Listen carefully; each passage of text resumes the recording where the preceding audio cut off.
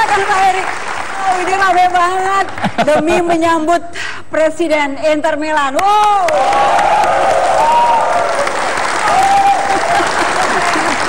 Luar biasa. Luar biasa. Ini fans Indonesia baru segini nih Pak Erik nih, ya. Padahal aslinya lebih banyak dari ini kan? Gimana komentarnya Bang Erik? Ya memang luar biasa lah. Komitmen fans Inter di seluruh dunia ya seperti ini. Wah.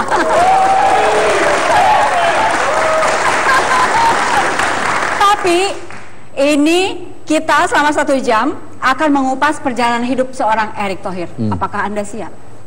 Masih siap. Ada artikel yang harus dijelaskan oleh Bang Erik nih berikut ini. Ini mungkin mewakili pertanyaan masyarakat Indonesia. Penasaran sekali mereka. Erick Thohir beli klub kayak Inter Milan, dari mana duitnya? Itu pertanyaannya. Saya rasa begini, kembali ketika kita invest di sebuah bisnis itu berbagai banyak cara. Baik dari dana pribadi ataupun pinjaman bank, itu suatu yang biasa. Nah memang banyak juga orang kembali berpikir negatif ya. Ketika saya bersama teman saya mengambil klub sepak bola di Amerika atau di Inter, saya bilang, oh ini uangnya dari mana? Jangan lupa loh, bahwa ketika kita mengambil aset yang cukup baik, justru bank-bank invest ke kita. Yang invest ini tidak ada satu peser pun bank dari Indonesia karena nggak nyampe ilmunya. Ya kan? Bank-bank besar di dunia melihat industri olahraga itu sebuah industri yang sangat prospektif secara bisnis. Tapi kalau kita lihat dari bank-bank Indonesia belum. Karena contoh begini, bagaimana ketika seorang pemain di klub sepak bola itu dikontrak, nilai kontraknya itu bisa menjadi garansi untuk income sebuah bank. Itu belum ada di Indonesia. Ya, karena pemain di dalam sebuah industri sepak bola itu punya nilai yang luar biasa. Kenapa? Bisa dijual belikan. Nah, kembali, kalau sistem teksnya tidak friendly, ya ketika misalnya kita beli Icardi 12 atau misalnya Kovacic 12 dijual 35. Lalu tax system langsung bilang, oh berarti Anda untung hampir 22, langsung kena 40%. Habis. Kenapa habis? Sebenarnya dana itu kalau di klub sepak bola merupakan darah yang dia invest lagi beli pemain-pemain muda untuk dibesarkan. Jadi melihatnya itu tidak berdasarkan based on satu transaksi, tapi based on global transaksi di klub itu. Nah, hal-hal seperti itu aja belum bisa. Nah, jadi saya sangat mendorong justru pengusaha-pengusaha Indonesia sekarang dibalik. Jangan Indonesia ini selalu jadi market. Ya, kita punya penduduk 250 juta. 50% penduduk kita di bawah 40 tahun. Kenapa kita selalu menjadi barang atau tempat produk asing? Kenapa nggak dibalik? Kenapa nggak perusahaan-perusahaan Indonesia beli juga perusahaan-perusahaan ada yang di asing? Contoh kalau kita lihat, coba kita lihat laporan buku pada beberapa perusahaan telekomunikasi di Indonesia, ya, yang notabene banyak juga sekarang kepemilikan asing. Tetapi gini, saya bicara ini bukan anti asing, tapi ini realita. Kalau kita lihat pendapatan buku mereka, coba kita bedah, kita pelajari.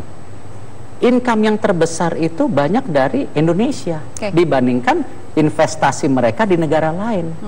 Karena memang size daripada Indonesia cukup besar. Nah ini yang saya rasa saya mengharapkan justru tidak hanya state owned company BUMN, tapi juga banyak pengusaha juga bisa mulai melihat kita jangan menjadi pasar, tapi kembali bahwa ada kesempatan di negara lain itu yang bisa kita ambil, apalagi itu bisa menjadi hal yang positif buat kita. Oke. Nah, ini soal jual beli klub ya. Sekarang kalau soal jual beli pemain untuk pertandingan musim dingin tahun depan gimana? Ya saya rasa begini, kalau fans pasti mintanya beli pemain terus. Tetapi challenge-nya begini, bahwa kita lihat selama 2 tahun terakhir luar biasa apa yang kita lakukan secara manajemen ya, saya tidak mau secara individu. Secara manajemen di Inter melakukan perubahan-perubahan di Inter. kalau kita lihat daripada starting 11 sekarang yang ada di Inter, itu hanya Handanovic dan Icardi. Yang lainnya semua pemain baru, ya. Nah, karena itu juga banyak orang kembali, oh ini kenapa 1-0, kenapa ini? Saya rasa kita mesti berterima kasih kepada Roberto Mancini dan para pemain baru ini bisa beradaptasi secara cepat, ya. Karena resikonya ketika kita punya 9 pemain baru di lapangan, itu sangat perlu waktu untuk adaptasi. Nah, ini yang kita mesti jaga. Kembali, di sepak bola itu selalu ada transfer market, summer dan winter. Di musim dingin ini tentu kita tidak bisa menutup mata kalau ada kesempatan lain, ya. Contoh, kalau kita lihat misalnya di bagian belakang kita, di defensif kita, saya rasa kita banyak sekali pemain yang terlalu banyak di posisi ini. Nah, bukan tidak mungkin pemain-pemain di posisi ini juga bisa saja kita kembali lepas untuk kita investasikan kembali ke pemain di lini tengah atau di lini depan. Nah, ini yang kita bisa lihat. Dan ada yang sedih nggak di sini kira-kira? Selalu begini, ketika saya juga mesti memutuskan melepas Mateo Kovacic, itu sangat berat. Tetapi saya rasa keputusan itu harus diambil karena 3 hal. 1, Matteo itu sudah bermain dengan 2-3 pelatih, ya, Mazzarri, lalu Roberto Mancini, ya, pemain yang sangat talenta, tetapi dia tidak bisa berkembang maksimal karena tadi kemungkinan karena sistem di Italia itu tertutup, sedangkan gaya main dia itu sangat terbuka dan passing-passing yang dahsyat. Nah, itu kan kita mesti lihat. Yang kedua, ini yang mau mengambil klub Real Madrid, ya. Kita tidak mungkin membendung, ini realita lah.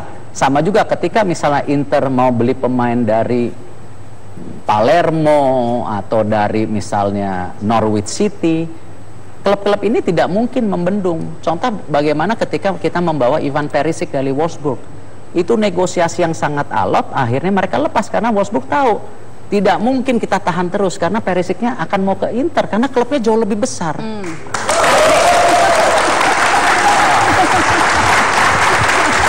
Ini yang akan melengkapi cerita deh.